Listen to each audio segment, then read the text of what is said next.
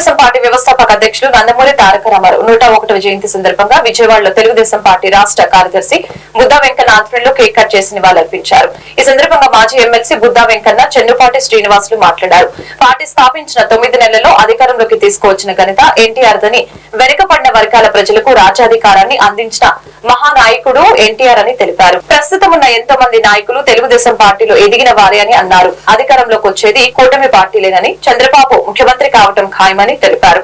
ఈ కార్యక్రమంలో పశ్చిమ నియోజకవర్గ టీడీపీ, బీజేపీ, జనసేన నాయకులు, కార్యకర్తలు, ఎన్టీ రామారావు అభిమానులు తదితరులు పాల్గొన్నారు.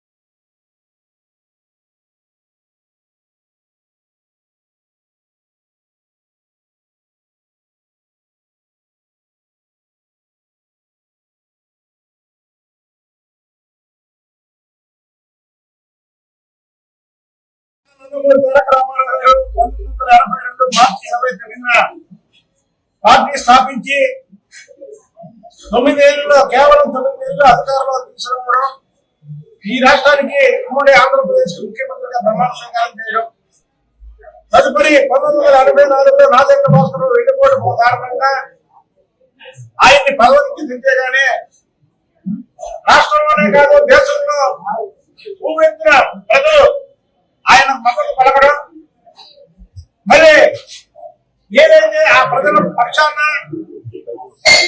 ఎన్టీ రామారావు గారి పక్షాన నారా చంద్రబాబు నాయుడు గారు నిలబడమే కాకుండా మళ్ళీ ఎన్టీ రామారావు గారిని అధికారంలో తీసుకురావడంలో చంద్రబాబు నాయుడు గారిని చాలా కీలక పాత్ర.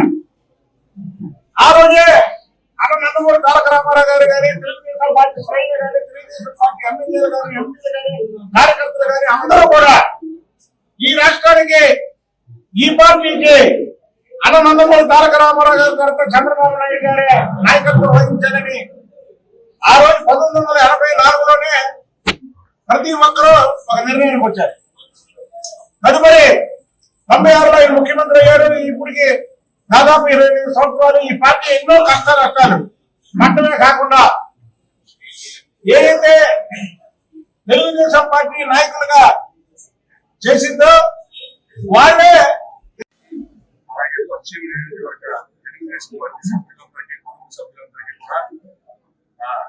అభినందనలు తెలుపుకుంటూ, ఇది నాకు చాలా చాలా విచిత్రమైన పరిస్థితి.